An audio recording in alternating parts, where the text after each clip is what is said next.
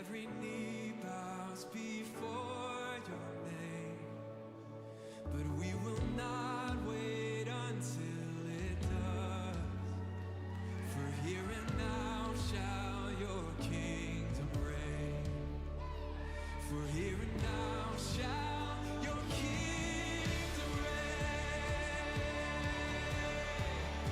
Your kingdom reign.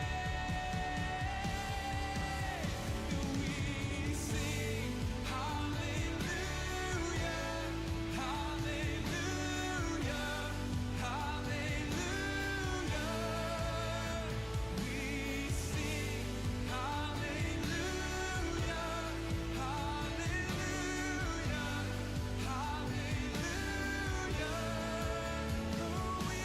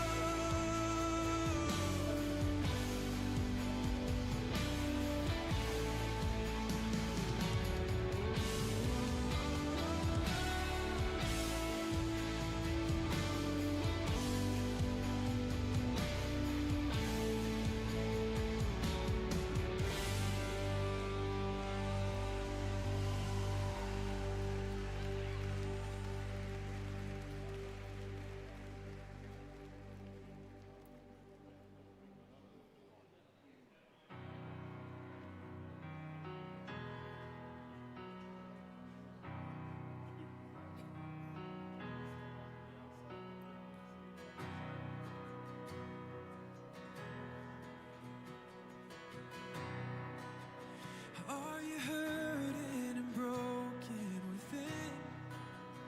Overwhelmed by the weight of your sin? Jesus is calling. Have you come to the end of yourself? Do you thirst for the drink from the well? Jesus is calling. Oh, come to the altar. The Father's arms are open wide. Forgiveness was bought with the precious blood of Jesus Christ.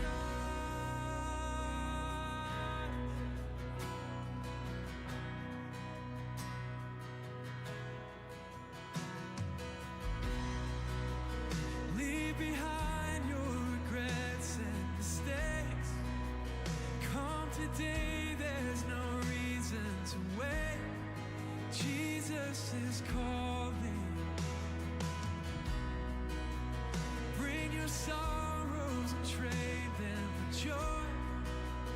From the ashes, a new life is born. Jesus is calling. Oh, come to the altar. The Father's arms are open wide. Forgiveness is bought with the precious blood of Jesus Christ. Oh, come to the altar. The Father's arms are open wide.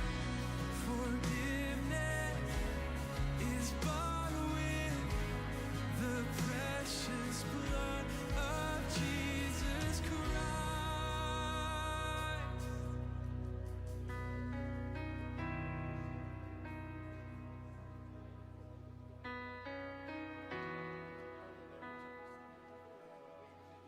Oh, what a Savior!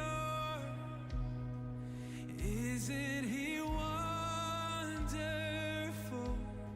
Sing hallelujah! Christ is risen.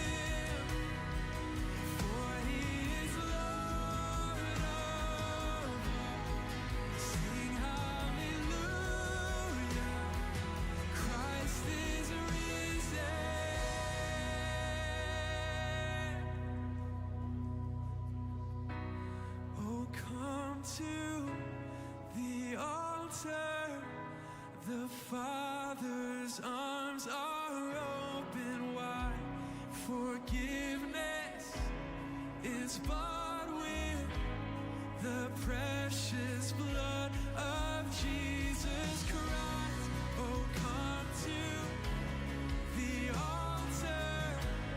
The Father's arms are open wide. Forgiveness is bought with the precious blood of Jesus Christ. Yeah. Oh, what a Savior.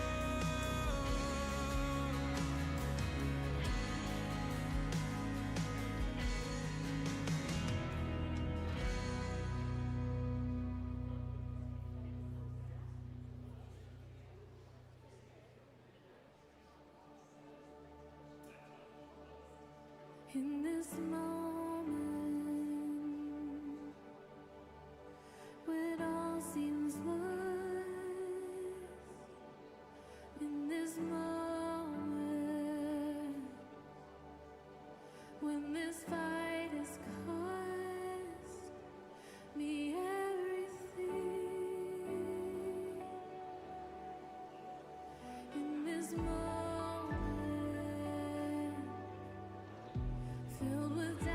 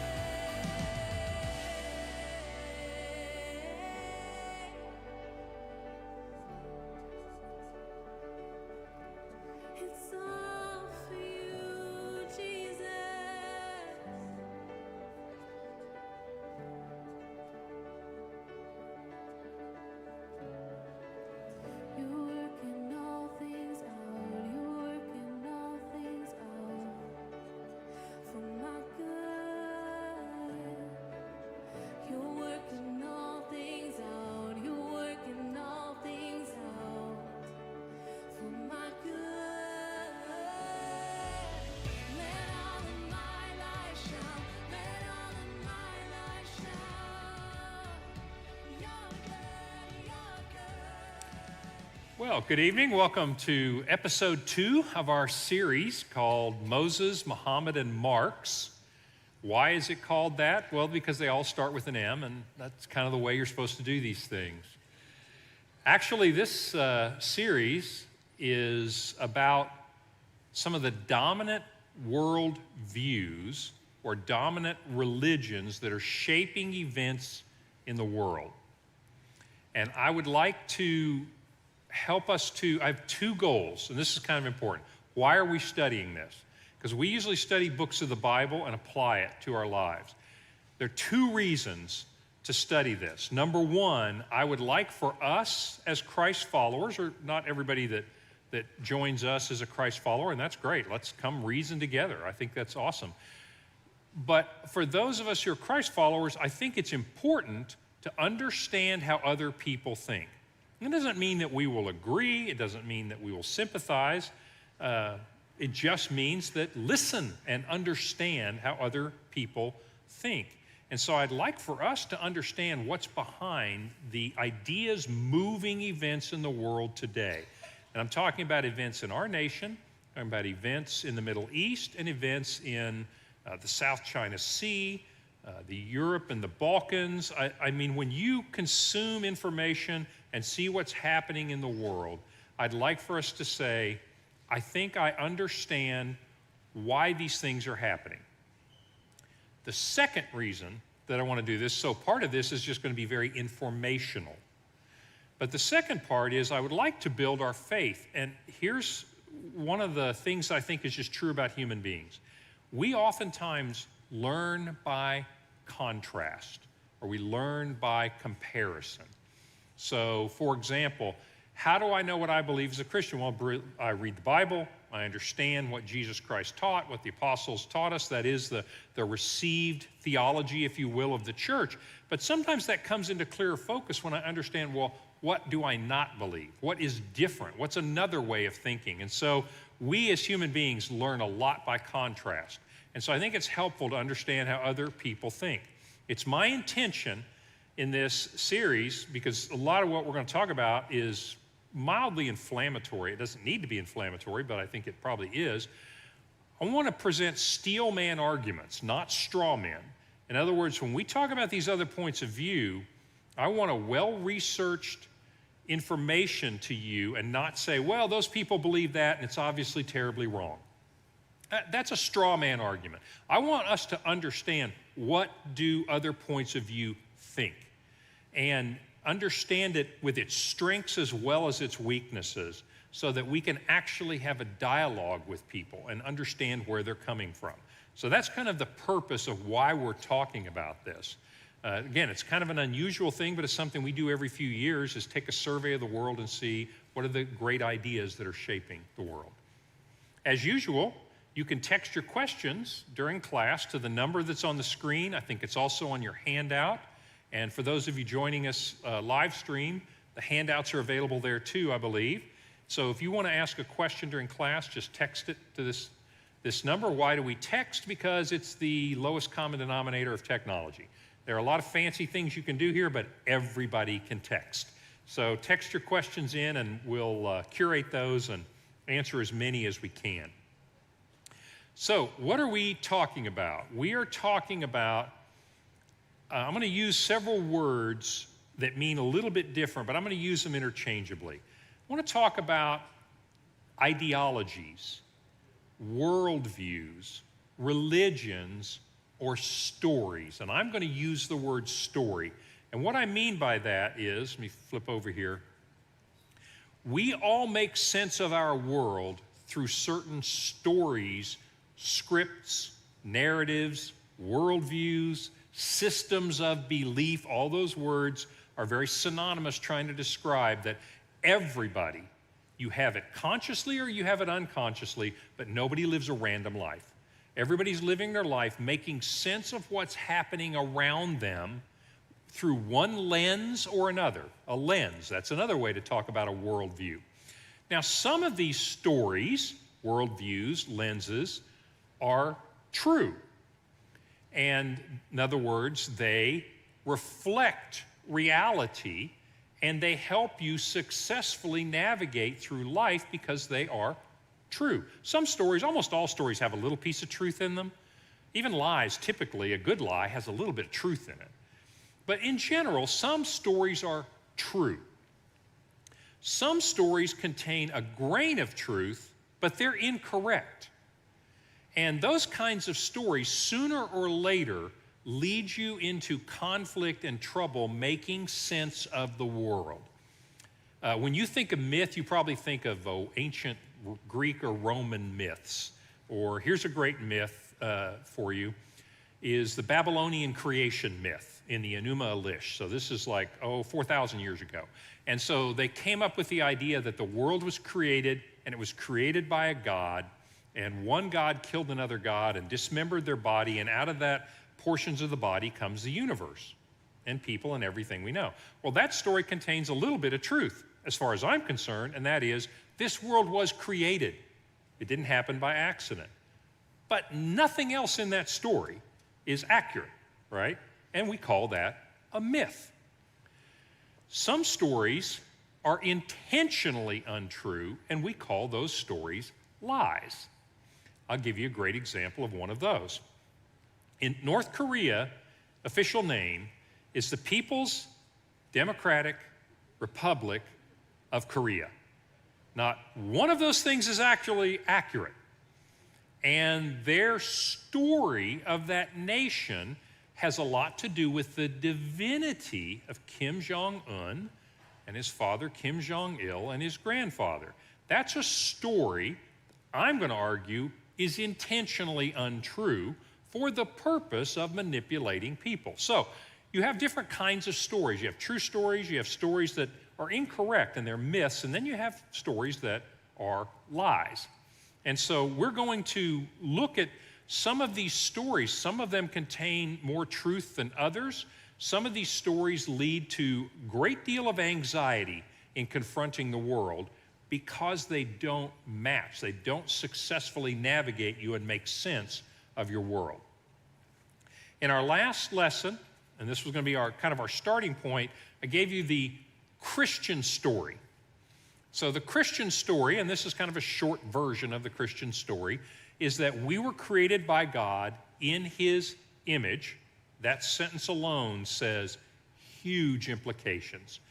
We rebelled against God. This is the doctrine or the idea of sin, and we broke our relationship with Him and with each other. And that incident is basically the doctrine or the teaching or the idea of a fallenness of humanity.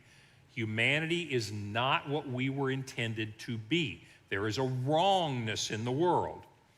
Because He loves us, think John 3:16, the official verse of all sporting events, God paid the price for us to be reconciled to Himself and to one another. That is the doctrine or the story of the gospel.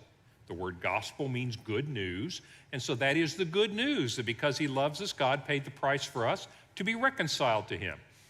Consequently, the implications is we are no longer slaves to sin, but live as a new creation in Christ.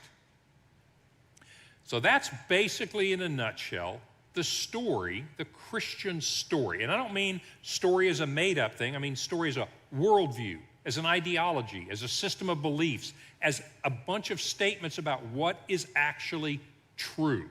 So that story is what Christ followers believe. This is how we understand and interact with the world. A couple of interesting things. That has some interesting implications about justice. In the Christian story, justice is a thing in itself. There are things that are inherently just, and there are things that are inherently unjust. There are huge implications for the idea of truth. The Christian story believes that there is such a thing as truth with a capital T. Absolute truth, things that are true all the time, in every circumstance, through all time. That is not the case with all the stories, but so I want to point out a couple things. One other thing for us in America is that the United States of America was founded in the context of this story.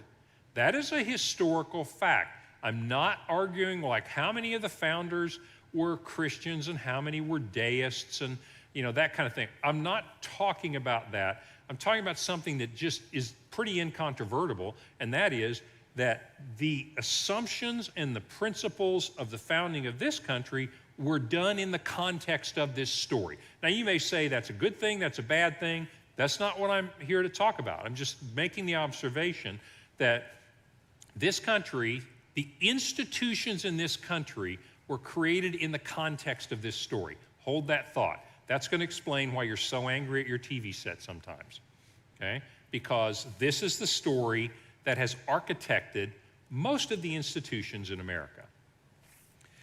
So, in this lesson, I want to talk about another major world view, another story, if you will. I want to talk about Marxism in its various forms. I want to talk about Karl Marx, not because he has a great impact on your life directly, because you do not live in China, you do not live in Russia, in which case he would have a very big impact directly on your life, but he is the grandfather of the modern secular story. In Europe, particularly the Western nations, there is a coalescing of secular ideology, what you might think of as secular humanism, like there is no God, man is the measure of all things, humanity is ultimately perfectible. This is a secular story, and it has coalesced around certain key ideas and become a very coherent modern secular religion, story, worldview, ideology, plug in whatever word you want.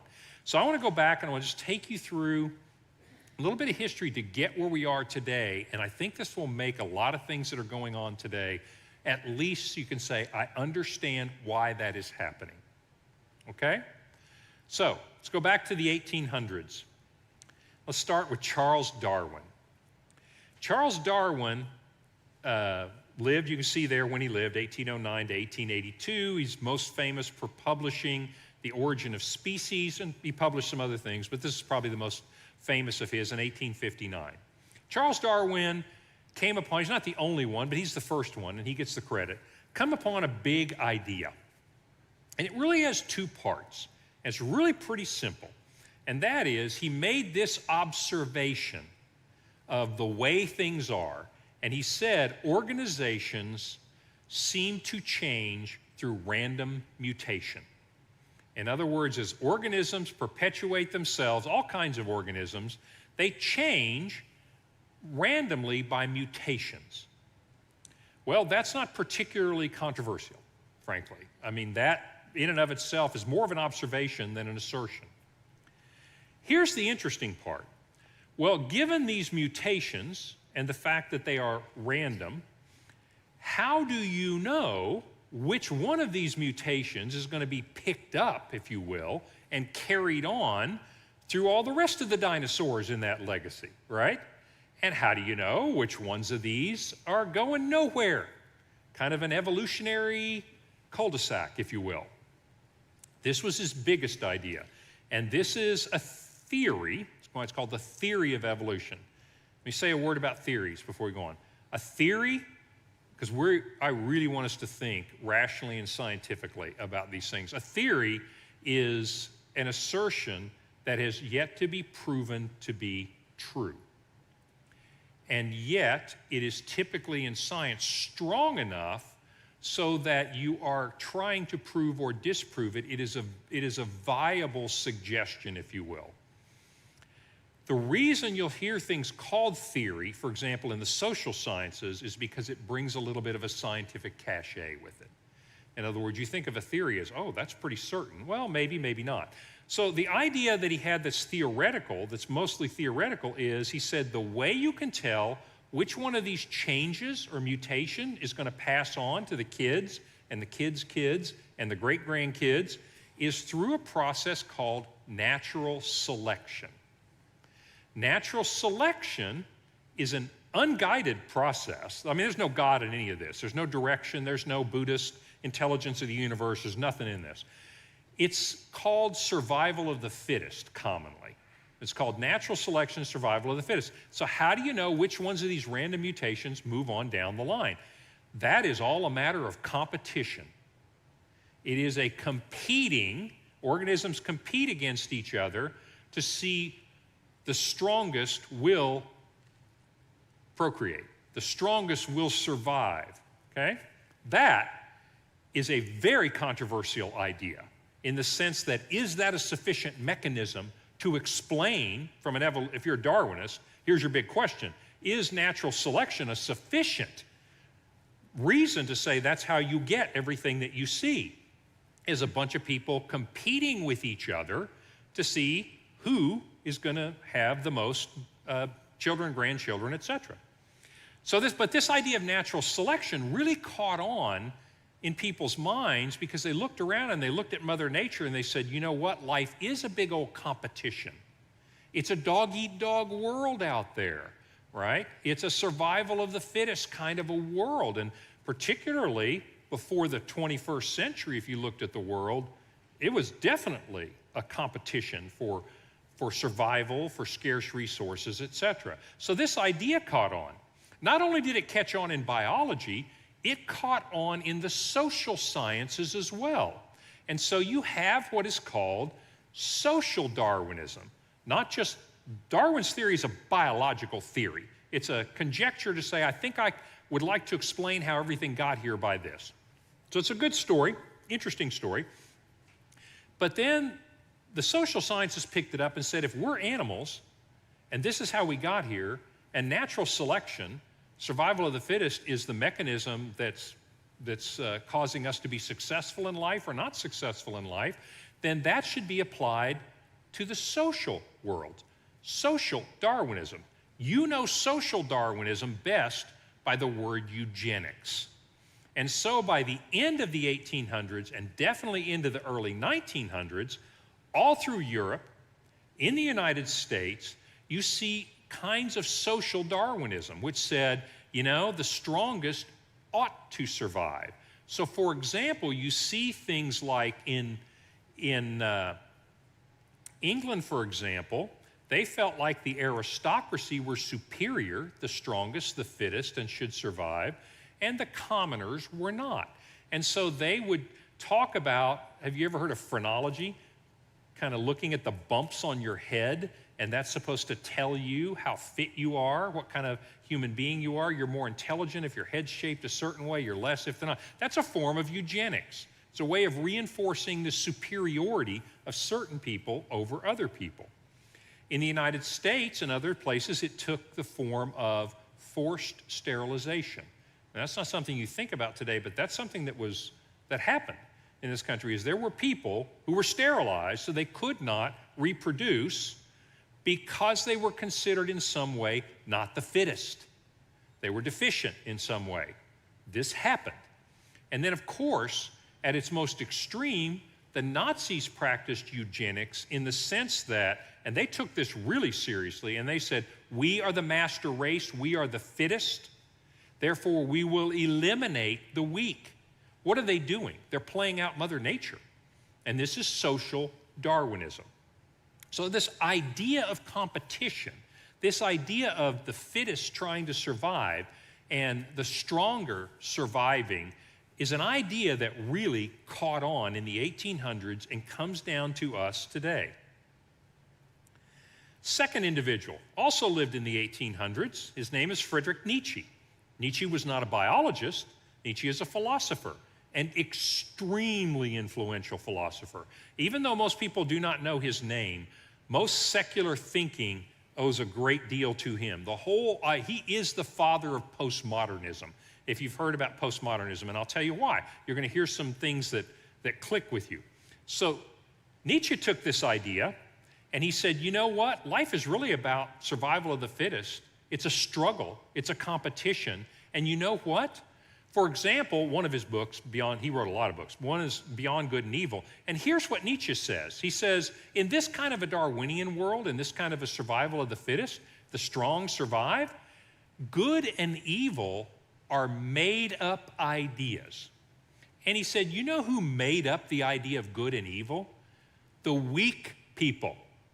Because they're trying to keep the strong people from dominating them. And that's the way the world is supposed to work. That's who we are, that's what we are. And so Nietzsche is famous for basically saying that good and evil, for example, are a social construct.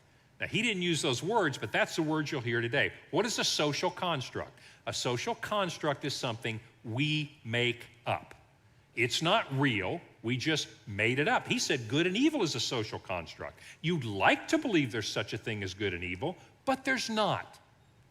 He probably agreed with the great Greek historian Thucydides, lived about 400 years before Jesus, and he looked around at his world and he said this: the strong do what they will, and the weak suffer what they must. The strong do what they will, the weak suffer what they must. Nietzsche would say, you got it. That's exactly the way the world works. It's all a competition. It's all survival of the fittest. He coined the term will to power. He said, what is the meaning of our lives? The point of our lives is get as much power as you can. Be as strong as you can, because that's who survives. And that's all that is meaningful in this world. He's famous for saying God is dead and we have killed him, meaning we don't need God anymore. We see the world the way it really is. How does he see the world? In a very Darwinian kind of a way. This is a powerful idea that caught on. Okay? So let's come to Karl Marx. Also lived in the 1800s, also steeping with this same tea bag, if you will. This is an idea whose time had come in the 1800s. I'm not telling you everybody agrees with this. I'm just telling, I want you to see where this comes from, and we'll quickly fast forward to today. Karl Marx completely agreed with the idea that all of life is a struggle, and it's all about who has the power, and it's all about getting the power. Survival of the fittest. Is there a good and evil? No, not particularly. There's just strong and weak. There's just oppressor and oppressed. So he too bought into this, but he did it in economic terms. What Karl Marx basically said was, look at all of history, and you can understand the interaction of people with one another by looking at economic survival of the fittest. He thought that all history could be understood in economic terms. And he thought that history divided itself into two basic classes. You have the workers, the people that actually do the work, called the proletariat. And you have the people that own the factories and take advantage of the people that do the work. Wait a minute, that sounds really a lot like where I worked. You know, maybe that is true, just kidding. Seriously, and they're called the bourgeoisie. So basically you have these two classes and they're always warring with one another. And so he said that all of history can be understood by the survival of the fittest in economic terms, and he is famous for coming up with this idea, the idea of what we now call socialism and communism. In our next lesson, I want to talk about this. I want to talk about Russia. I want to talk about China. I want to talk about Mao Zedong. I want to talk about Lenin and Stalin. And I'd like to educate us a little bit about what happened if you live out those social Darwinist ideas as Marx applied them to economics. What does that lead to? That's still influencing our world in the East today. China in the South China Sea, why are they doing what they're doing? This is going to be very helpful to understand that. Russia and Vladimir Putin, why is he continuing to conquer countries through the Balkans and to the West? This will help us understand why. This idea is all about the weak being dominated by the strong. And you say, gosh, that just sounds so mean. That just sounds so wrong. I want you to understand, in this kind of thinking, that's not wrong. That's reality.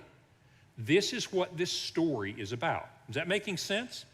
I want us to understand where is this coming from, and then a lot of things that are happening will make perfect sense to us. So, the idea of socialism and communism. Now, what did Marx say? Did he say, hey, it's a dog-eat-dog world and you should listen to my ideas? No. These kinds of stories always have a happy ending. Communism, today, for those who know what it is, say, wow, that is a not very good place to live. But that's not how it was built. It was built as a utopia. It was built in this way. It was said, look, you've got this class of people economically dominating this class of people, and what I want to do is mix them all up. We're going to overthrow the bad guys, the guys that are in control, and then we're all going to share and share alike, and it's going to be a utopia. Everybody's going to like living there. It's going to be fair to everybody. Everybody has the same thing, etc. We're going to fix the problems in history. Okay? Hold that thought. So that's what he said in an economic sense. Well, the interesting thing about that is that also got translated into the social realms. In other words, that's an economic theory. Remember, Marx had a biological theory that key idea then said, well, if that's who we are, that should affect how we work with each other. It led to eugenics. It led to the idea of differences amongst different groups of people. I'm going to try to talk about slavery as little as possible because that's an American thing. I mean, we need to talk about that. But I really am trying to give you a bigger world view. But people have dominated other people a lot in history. Social Darwinism, and I'm not blaming Darwin for this idea was applied to say, you know what, there's nothing wrong with that. In fact, that's the way the world works. The strong dominate the weak. The fittest survive. And so these people, whether they are Australian Aborigines, whether they are Africans in Africa, whether they are the Serbs being dominated by the Croatians, whether they are the Hutus being dominated by the Tutsis, whatever it is, people applied that idea and said, we are more fit than they, therefore they are inferior beings. Does that make sense? That's how that idea got applied from that biological sense. Well, the same thing happened with Marx. Marx says life is a constant struggle economically, and the only way to fix it is revolution. The workers must rise up and kick out the people who are in charge. The only way for you to have a good life is a violent overthrow. This is communism. Okay? This is communism. This is Russia 1918. Violent overthrow of the people that are oppressing you. It's the only way to make your life better. So that economic theory also gets applied to social senses. Now, let's fast forward. We have now fast forwarded to modern times. So I'll stop for a second. I probably have gone too fast for you to ask questions. But I brought you up, ideal-wise, to modern times. And now I want you to see why some of the things you are seeing in the news, this is the story. And it's going to make a lot of sense. I'm not saying you're going to agree with it or disagree with it. That's not my purpose here. My purpose is for you to say, I see where this is coming from. Question? You said Marx had a biological theory. Did you mean to say Darwin had a biological theory? Yes, I did. I'm sorry if I misspoke. Darwin had a biological theory that applied to social sciences, and Marx had an economic theory. If I misspoke, you know what I meant. In fact, just fill in the blanks of anything that I say that doesn't make sense. I would appreciate it if you could just fill in the blanks there. No, that's right. Okay. Can you now or at some point in this talk about Christian nationalism? Christian nationalism. Yes. Yes. The question is, can we talk about Christian nationalism? And maybe the best point, because I want to argue, and we're stopping educating, and I'm going to give you a conclusion out of my head. You may agree, you may disagree. I'm going to argue that Christian nationalism is an aberration of the Christian story. And it has been influenced by this story. So when I get to the end of this story, don't let me forget to say, now do you see where Christian nationalism comes from? Yes, thank you. Okay. And are you going to tell us what intersectionality means? Yes. Thank you for asking. What is intersectionality? Okay, so today you're going to hear a lot of terms, but you now know all the ideas behind all these terms. So it seems complicated. You know why? Some things are complicated for two reasons. Some ideas are just really complicated. They're beautiful, they're complicated, they're intricate. Most things are complicated because of jargon. Okay? Just people say a lot of words, you don't know what those words mean, but the idea is not that bad. You now know everything to understand intersectionality and critical theory. I'm not telling you that the people that study that won't write a lot of other stuff, but fundamentally you know this story now. So let's talk about let's just go ahead and start with intersectionality. Intersectionality, now remember the story, the Marxist story, the social Marxist story, the cultural Marxist story, those are all synonyms. This Marxist story is basically this idea that, and it's the Darwinian story, it's the Nietzschean story, it's the Marxist story, but basically the idea is that you have survival of the fittest, you have competing groups of people or competing people, and only the strongest survive, and that's the way it is, and that's the way it should be. And anything else that you want to do to pretty that up is not true, it's just something you're making up. It's a social construct, okay? Intersectionality says that you belong. Now, everything I'm about to tell you is what this is. I'm not saying you need to believe this. I'm not even telling you this is true. There are people out there that don't believe that what I told you as a Christian story is true. Fair enough. Let's talk, let's discuss it. So I'm not telling you believe this is true, but I want you to understand the implications of this. So what the intersectionality is it says all of you are basically members of certain groups. Left-handed people, people with white skin, people with black skin, people whose origin is from Mexico. There are all kinds of groupings that we fall into as people, okay? And so you are part of the class. Now, what are the ones that matter that people really want to talk about? But you get the idea. We're all part of different classes. And what's the nature of how different classes deal with each other? Struggle, competition, survival of the fittest. It's always a power game. That is the essence of this story. Everything is a power game, period. So if you have somebody in one class of people, somebody in another class of people, and you have scarce resources, somebody wants to be in charge and be telling the other group of people what to do. But intersectionality says everybody is identified in their group. Here are some of the groups. I'll just read off some that you tend to see in that is you have kind of classes of groups like this. Some are your body type. It's kind of a fat theory kind of a thing, you know, that you can, your body type can be a class you belong to, and because of that you can be oppressed. You're discriminated against because of that. Your gender, your race, although race is a little bit different, but we say race. I'd prefer to say population or ethnicity, but whatever. Your race, your ethnicity, I said your gender, your sexual preference, your religious beliefs. All these are groups that you belong to.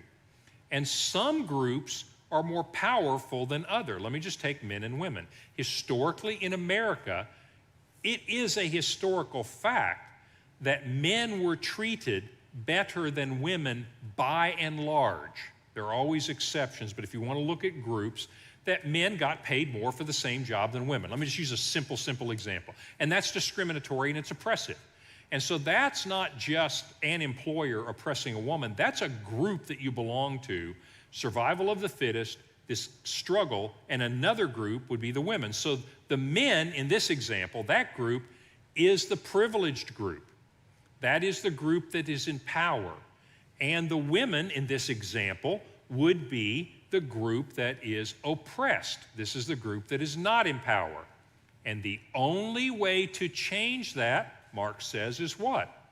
Revolution, conflict between those two. Intersectionality starts there, and it says you're actually part of several groups, and they intersect. So for example, just to use our example, if women are a group, an identity, you identify as a woman, You identify, your identity group is a man. But then there's also true that whites and blacks in America, historically, you also have whites as a group, blacks as a group. Okay, remember, everything's groups in this story. You as an individual are not a part of this story. The whole story of social Darwinism, Nietzscheanism, and Marxism deals with groups of people, and your identity is a group. So, for example, if you are a white male, you got two groups intersecting to give you even more privilege and power. If you are a black woman, you have two oppressed groups intersecting to give you even less. Does that make sense? That's all intersectionality fundamentally is about, is looking at the intersection of your group identities, because you are part of a group, period. And looking at that intersection of those things and saying, I'm way down on the totem pole or I'm way up on the totem pole. If we went to another country, I would use different examples. So I don't want you to think there's something magic about this. If we went to Saudi Arabia, we could talk Muslims and Christians. We could talk cisgendered people, heterosexuals, and homosexuals. And so if you are a Christian homosexual, you are really intersectionally in a bad class. That doesn't mean much to you and me, but in Saudi Arabia, that's how you would argue intersectionality worked there. That's fundamentally what intersectionality is it assumes everybody is part of different groups. It assumes this story that groups naturally fight one another. The only way for you to not be oppressed is to be the strongest and survive, and that means conflict of some kind or another. Just let that sink in for a minute. You should start be thinking like, oh my gosh, I know tons of people that think like this.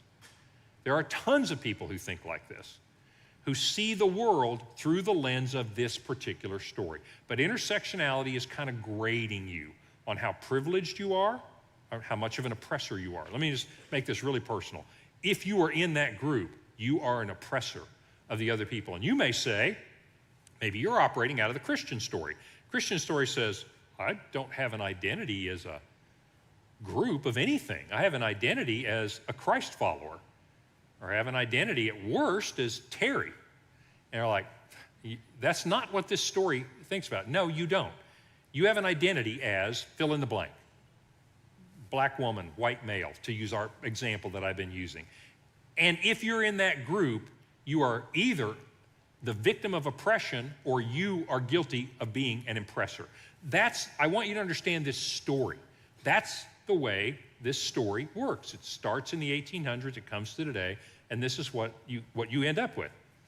One other thing about intersectionality, if I could add one other concept in, and that is the concept of equality and equity. This is something you will hear, it's implied more than you hear it in this story. Equality is commonly understood as the ability to have an equal opportunity. So there is no equality amongst these identity groups. If you are in an oppressor identity group, there is no equality with the oppressed identity group, whatever it may be, sexual preference or whatever. Equity is the same outcomes, which is a very different thing. Equality says, I want the same opportunity. Well, there's no question, by the way, about the fact that there has been inequality. There's no question that some of this story is true, by the way, and I'm going to talk about that in a minute. Some of this story is very true.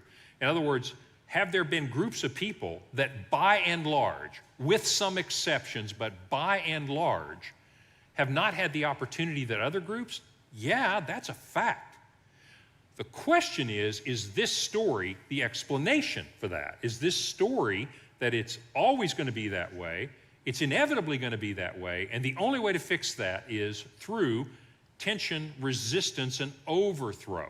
Well, that's a whole other story. But as far as inequality, the second piece of that, which is often kind of slipped in there, because we're all going to agree to that. I mean, from the Christian story, we do not like inequality. We do not because we are all created in God's image. That's our story. And so we say, well, we are all created in the image of God. And so we strive for equal opportunity. Sometimes people will slip equity in.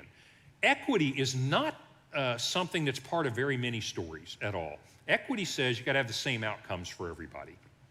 And most of the other stories, and I'm talking about all the other stories, not just the Christian stories, are going to argue that's not part of our story. And it's not part of reality either. But that is another idea that you'll see here. So intersectionality is basically how many groups do you belong to and where does that stack you up in terms of the oppressor or the oppressed. And one key idea is you are the group you're in. That is who you are. That is how you are judged. That is what you are responsible for. It is what you are privileged for. It is what you are discriminated against for. It's not personal, it's group. So that's intersectionality. Okay? I'll trust Laura to ask any questions that come up if I haven't explained that very well. So let's talk next about critical theory. And the idea of critical theory, I'm sorry if this sounds a lot like a lecture, I just really want us to understand what's actually happening here, and this is going to make a ton of sense.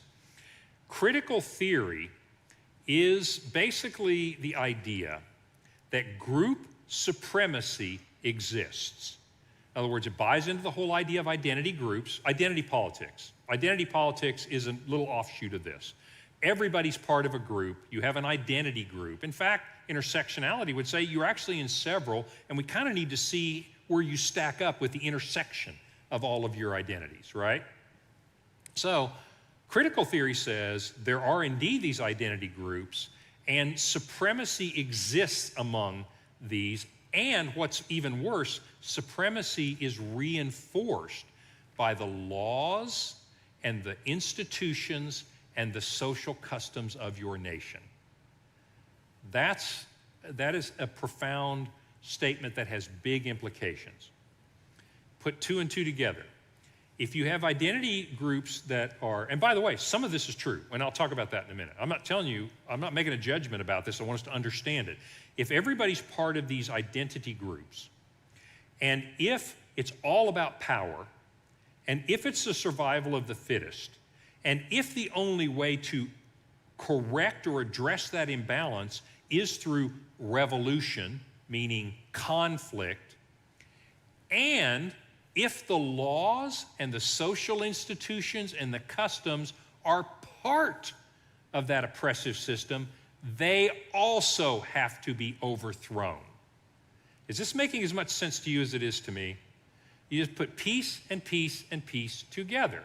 So critical theory, and there's critical legal theory, critical queer theory, there's all kinds of theories, critical theories. You're familiar with critical race theory, but I wanted you to understand what critical theory says.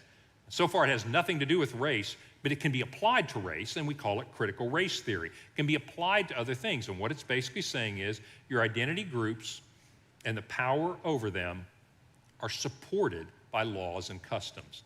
So when you overthrow this power structure, you must also get rid of the laws and the social institutions that support them. Okay? Let that sink in for just a second. Up here on this are just some examples of intersectional groups and group identities and that kind of thing.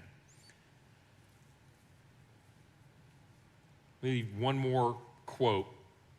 Actually, let me wait on that. Flip back. So questions first, and then I want to go one step further if you'll go with me on this idea.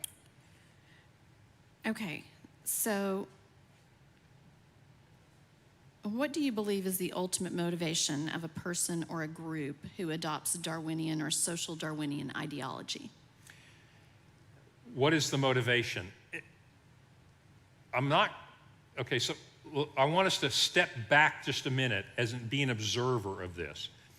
I don't know what the motivation is, but here's my fundamental assumption and the assumption behind the approach we're taking. Everybody's trying to make sense of their world, and everybody makes sense of their life and their world and meaning and who am I and how should I act. In other words, everybody makes sense of their world through an ideology, a story, whatever. You get the idea. I've talked to you about that. You have a lens. This lens has been taught to a lot of people that this is how you make sense of the world. So what is their motivation? Is it some people using this to manipulate other people? I suppose that's possible, but I'm not really making that accusation. I really think this is one of the stories that people use to make sense of the world. So I don't know what their motivation is. I suspect it's a matter of desperation more than it is motivation. Is it something that is taught? Is this something that's taught? Yes, thank you for clarifying that. Absolutely. This ideology, this story is the dominant story in universities in America today, and I would argue also in Europe today. That is not true in certain other countries. When we talk about economic Marxism in Russia and China, they don't teach this story. That's not their story. I'm going to tell you their story next week. But in America, this story is being taught all the way down into elementary schools in certain places. This is the dominant secular story in our culture today. That's why I wanted to add it in. I want to talk about Islam, I want to talk about Judaism, but this is the dominant story that's being taught in those institutions. Are critical race theory and systemic racism the same thing? Good question. Critical race theory and systemic racism. Let me move into this next quote. I'm going to use this quote by Carl Trueman. Some people watching, if this is your story, you may get a little mad at me here, but I'm not really trying to make you mad. I just am trying to make an observation. Just call me, we'll discuss it. Here's what Trueman said. I think he made a really good summary. He's talking about critical race theory. Critical race theory, but this could be true of any critical theory. Like other critical theories, like post-colonialism or queer theory, for example, is self-certifying. This is a big deal. Its basic claims, for example, that racism is systemic. So let me stop here and answer this question. Critical race theory, critical theory in general, intersectionality, I'm not picking on this one idea, it's a story, a way of looking at the world, that you have oppressor classes, identity groups, oppressed identity groups. Intersectionality says, oh, they interact in really weird ways. It's a Johnny-come-lately. Intersectionality only came about in the 1980s. And so, but basically, you've got these structures. And not only that, the social laws and all support those structures. This story's even worse for the oppressed than you think it is.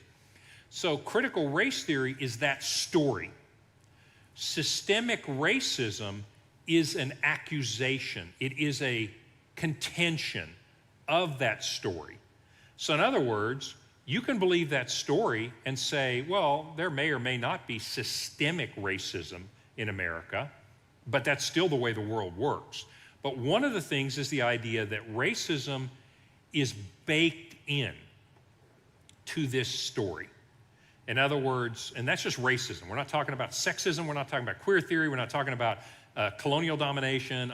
All those things are their own little piece of this story. But the race piece of this story says, not only is there an oppressor class and an oppressed class, not only do the laws, let's just pick on the United States support the oppressor class, it's even worse than that. Everything in this culture is geared toward reinforcing racism. That's a statement that can be tested to be true or not be true. I mean, there'd be evidence for that. We could discuss that. But that is a contention of critical race theory. What Trueman's going to say is the interesting thing about this, and this is what makes this so frustrating and why there's so much tension around this issue. Well, there's a lot of tension around this issue for many reasons, but this is one of the big ones, is that this claim that there is systemic racism, that may be true, that may not be true. I'm not taking a stand on that here. I'm just saying that is a claim. But here's what he's saying. He's saying that its basic claim, or that you could be not a racist, is impossible. And these are not conclusions drawn from arguments. They are axioms. What's an axiom? In religious terms, things you take on faith. An axiom in mathematics is something that you don't challenge. You just assume that it is true. If I said to you, there is a God, and you just have to trust that there's a God, and that's that. You just got to take it. And if you say there's not, I'm sorry, I'll lock you up. okay? It's an axiom. You just got to accept it. He's saying that's what these kinds of claims are in that story. They're axiomatic. They're articles of faith. Now, they may be true, they may not be true. I'm going to set that aside for just a second. What I'm saying is one of the reasons there's so little discussion about this is I do not discuss my basic beliefs. In other words, it's not open for discussion. That's what Truman's saying. And I would argue that that is observably the case. I wish it were not the case, but I do believe that there's certain things that cannot be discussed. They cannot be challenged by those who do not agree with them. Those who dissent or offer criticism are by definition part of the problem. In other words, and again, I'm not saying this is true or not true. I think that's a really important discussion for us as Americans to have. And I think as Christians, we're really interested in having that discussion because we don't like systemic racism. That is not okay in our story. And we actually believe in good and evil, unlike this story, all right? So we do believe this story isn't so much, it's power. We don't care about the power so much as we care about it's right or it's wrong. We just have different stories, but we're very interested in it. So what you see happening a lot of times is if you say, wait a minute, I hear your story, but I have a question about this and I'm not sure the data supports this. There is no discussion about that. You are part of the problem. And in fact, in the critical race theory, okay, this can be applied to other areas, the fact that you think that is just proof that I'm right. You see what I'm saying? The fact that you think that I might be wrong just shows you how deeply embedded the institutions are to reinforce, in this case, racism. Is that helping you understand this? So if you thought that way and you were having a discussion with somebody who didn't think that way, how do you think that discussion goes? It really quickly gets tense and everybody gets ticked off. Voila, this explains the news. This explains the nightly news. Does that make sense?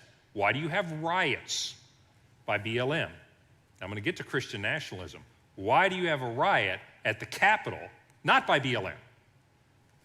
This clash in these stories and the inability to discuss some of these things is key. I'm not pointing fingers. I'm trying to explain why this is happening. What did Marx say? I think that the two different economic classes should sit down and talk things through and reach a compromise. No, that is not it. What did Darwin say? Did he say, the strongest, I really think that the lion should sit down with the gazelle and just have a discussion about what we're going to have for dinner? No, no, no. There is no discussing. It's all about power, and the only way to redress it is overthrow the other idea. It's a struggle for survival of the fittest. It's not a discussion over tea.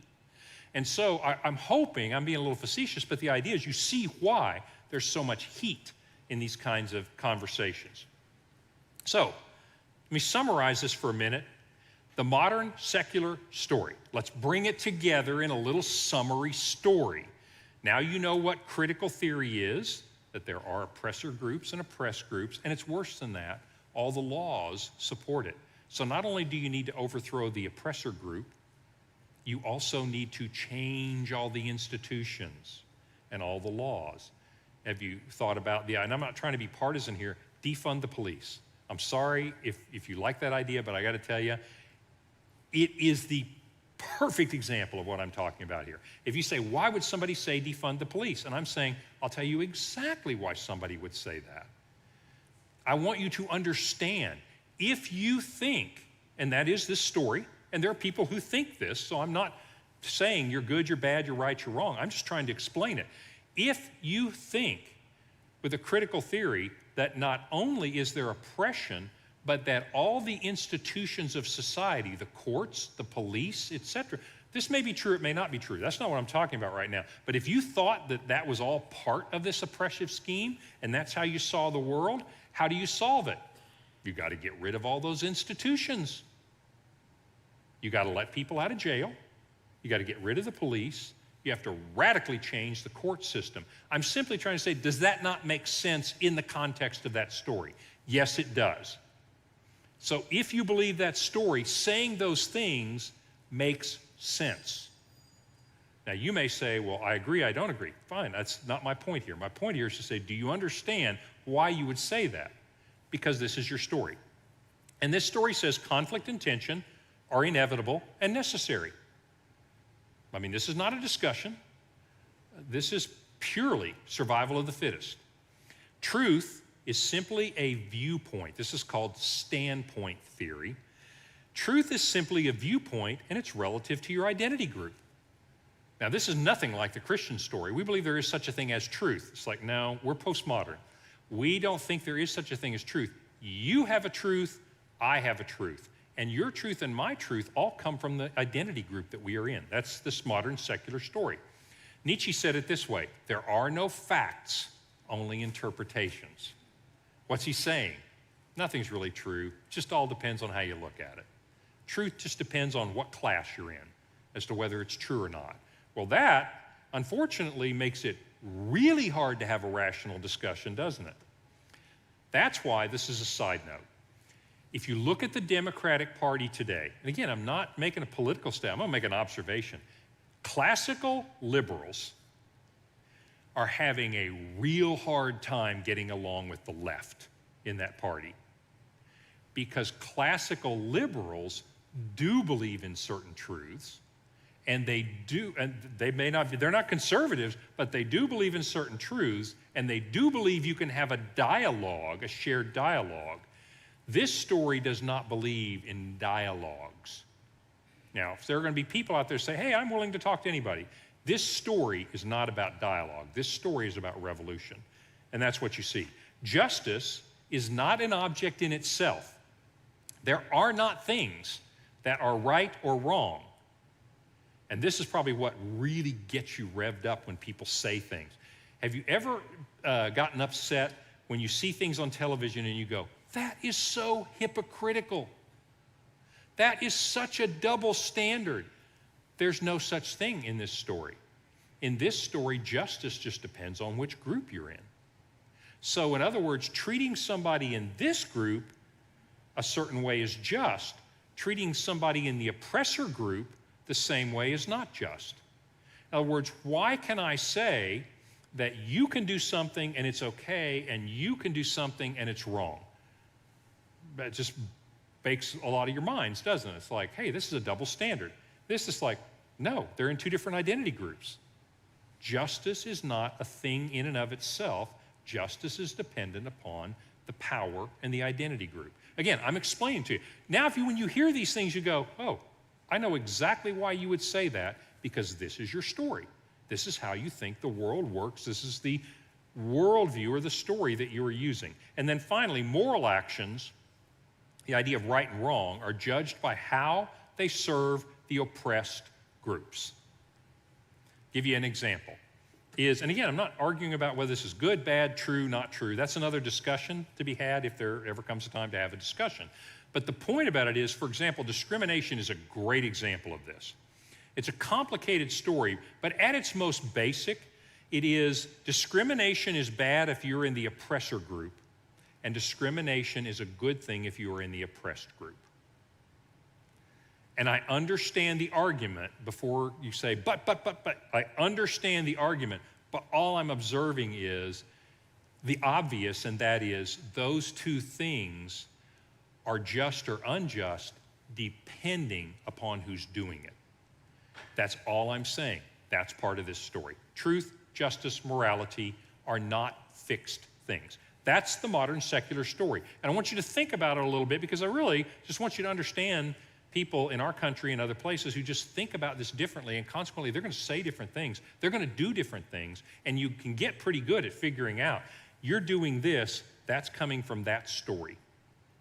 And this is the modern secular story, period. So let's talk about white nationalism for a minute. No, not white nationalism, Christian nationalism, I'm sorry. White nationalism is an interesting thing to talk about too. Personal opinion, again, I'm trying to educate. I don't think white nationalism is a good thing in the Christian story. This is a very, very bad thing, okay? It's actually only bad in this story if you happen to not be white. And then it's good. Christians, bad. Always bad. Christian nationalism. And what I think you mean by this, and this is a great question, is the idea of identifying my faith and my country, and let's get even more specific, a particular platform or party in my country, and saying, if Jesus were here, he'd be a Republican. I'm going to use this as an example, so I'm not trying to be inflammatory. I'm just saying, okay, suppose that's what you think, because there are people who think that, and I think that's what this question is about.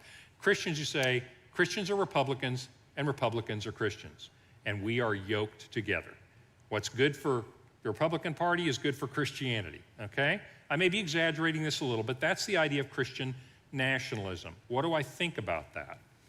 I think that you're asked an opinion, I'm going to give you an opinion. I think that's a perversion of the Christian story by bringing in an identity group into this story.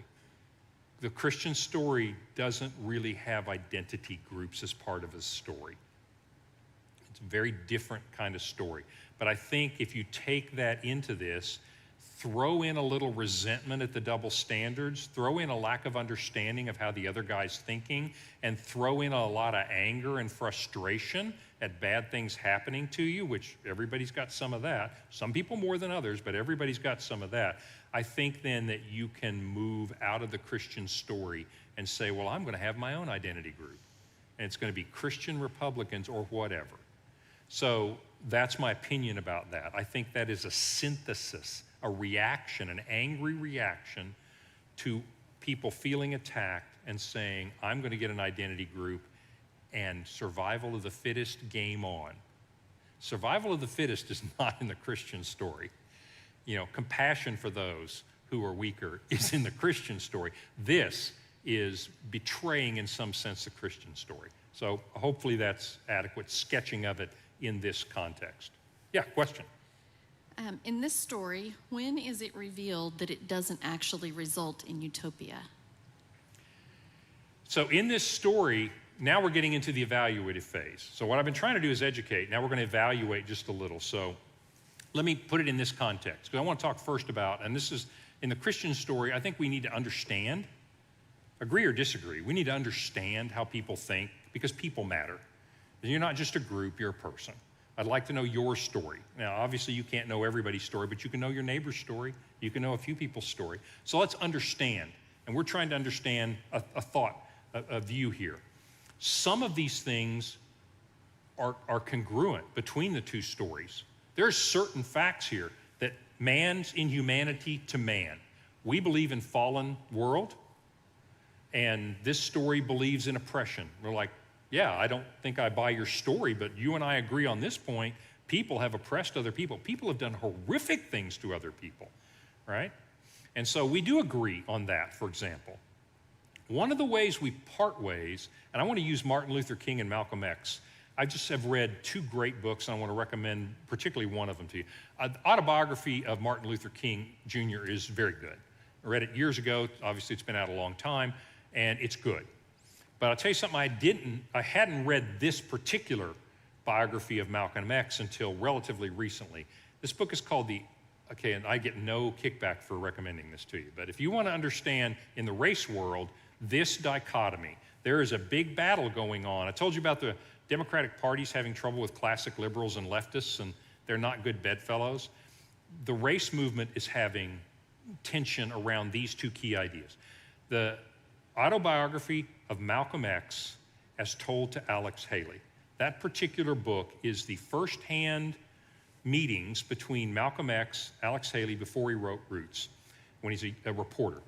And he writes it up, shows it to Malcolm X, he says, yep, that's my story, and publishes it. It is really good. You will not like some of it, you will disagree with a lot of it, but it is a great insight into that.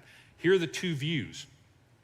Martin Luther King is operating out of the Christian story. And so what Martin Luther King, I'm not trying to idealize anybody here, but basically what Martin Luther King said, nonviolence. We won't be violent to people, but we will resist, and we will speak out, and our faith will endure. Did Martin Luther King say we are an identity group? He didn't. You know, he's famous for saying, I long for the day when a man is not judged by the color of his skin, but the content of his character. That is Christian story. That is the Christ story. And yet, he's addressing a reality that we agree, man's inhumanity to man, slavery, oppression, etc. Okay, that we agree with that. Malcolm X, on the other hand, I'm not trying to vilify him. I gain a lot of respect for this man from reading this story, but here's his ideas. He, completely the opposite. He is, we are an identity. He was a black supremacist. These are his words, not my words. I'm not accusing him of anything. He was a segregationist. Martin Luther King says we need to integrate. We just need to treat each other as individuals and forget this, my skin, your skin, I'm left-handed, you're right-handed, whatever, right? That's a Christ story. Malcolm X said, no, we are an identity group, and we need to violently struggle against this oppression. He's in this more modern secular story, and this is kind of the movement that some of the race movement has taken, is in this. He said, we need to be segregated. We do not want to mix in with the white man. The white man is the devil. Now, did he mean, and if you read this, he's going to tell you, he knows a lot of white people that aren't devils. What does he mean? He means as a group, as an identity, white man is the devil. Actually, literally, this book will blow your mind. But the point is that this is a different story, isn't it? And I think you'll see that sometimes in trying to affect race relations, you see some people operating out of what I'm going to call the Martin Luther King story or approach, and you'll see some people operating out of the Malcolm X story. And I'm not here to vilify either one. I just want you to understand you will see very different results out of those two stories. Yeah? Where does black liberation theology fit into this? I didn't hear the first part, I'm sorry. Where does black liberation theology fit into this? Where does black liberation theology fit into this? And I'll go ahead and stop here, and maybe we'll carry on a little because I'm trying to be respectful of your time. This is another, the fact that you use the word theology means we're in the Christian world, okay? Black liberation theology is something that arose within the Christ story, and what I mean by that is within Christianity Incorporated. And so black liberation theology took some of the ideas from the secular story, identity group ideas. It acknowledged the realities of injustice. I want to gloss this over. I'm not telling you that, these people that believe in black liberation theology just all of a sudden made up something because they had a burr under their saddle. No, they're reacting to real injustice. They're reacting to real historic and entirely possibly present injustice. But the way they reacted to it, for example, was not like Martin Luther King did. They said there are groups. There is this group called black people, an identity group, and this group has been oppressed by another group. And within the Christian world, you'll see a lot of Christian authors, white and black, who will say things like, evangelical Christianity has bought into the white man's story. Evangelical Christianity is white Christianity. And this is all coming from this context. And that is, we have two groups within Christianity. We have black Christians, we have white Christians, and white Christians are part of the problem, and so we need to liberate black Christians. So this is a kind of a modern secular story, if I can simplify this a little. It's kind of that modern secular story slipped into Sunday school. So it's kind of the church adopting some of that narrative and some of those stories. Mm-hmm. You may not be ready for this question or headed there, but given this paradigm, how do we take the gospel to people who do not see right and wrong and truth? Good question. Given this paradigm, how do we take the gospel? And we'll talk about this every week with every system that we talk about. I'd like to know, how do you take the gospel to somebody who has a Muslim story, who has a Jewish story? In this particular case, I'm going to make this argument, and I think the gospel makes this argument. I don't want to spend a lot of time arguing. I'm not saying that I necessarily, from the Christ story, I can't really agree that your identity is part of some arbitrary group. This is not part of the biblical story. I don't agree with it, but I understand that there are people that think that, so I really, instead of arguing with you about that, what I really like to talk about is this story that you're playing out. I want to talk about, I'll step back a little and say, this is what you're betting your life on. You're betting your life that this story is true. How's it going for you? And I'm not trying to be facetious here. I want to have that kind of discussion rather than the discussion of, is there systemic racism in universities or is there not systemic racism in universities? I'm very interested in discussing that because we're fact-based people. And if we can have that discussion, let's have it. But honestly, as a Christian, I'd rather have a bigger discussion, and that is, what's the story that leads to the things that you actually care about? And that is justice for everyone. Because no matter what story you have, there's a God-shaped hole inside everybody. People know that they really, really want to treat people fairly. They may be angry that they haven't been treated fairly, and they may be very rightfully angry that they haven't been treated fairly, and we need to be part of that solution. But the bigger picture is this story really going to bring peace? Is this story going to bring harmony? Is this story going to make you happy? Are you just trying to be, I'll tell you one last story here. This story is subject to this little problem. Lily Tomlin, old comedian, many of you haven't heard of her, but she told this joke one time. She said, you know, the problem with the rat race, and you think about the rat race is the Darwinian world, the Marxist world, it's the struggle, it's the battle for who comes out on top, right? The problem with the rat race is even if you win, you're still a rat. That's the problem that this story has to answer. Suppose I'm in the intersectionally low group.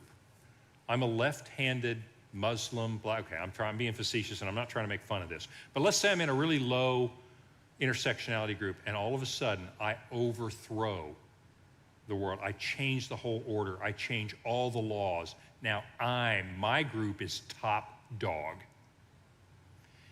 How long do you think you can stay at the top of the heap? Because you know what your story says? Everybody below you is gunning for you. Is this what you want to bet your life on, this story? So we'll talk more about that. That's what I want to talk about.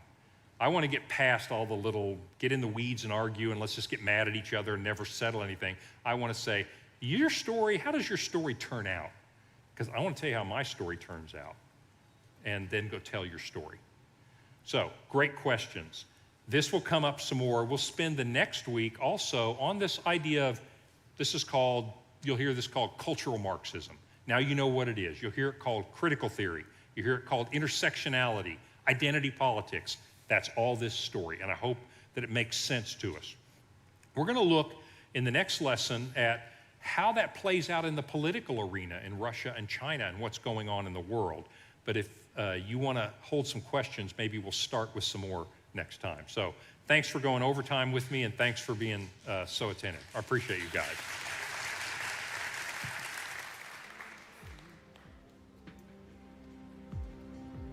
All I can do is praise, call out to you in faith. All I can do is praise you now. You'll never leave me.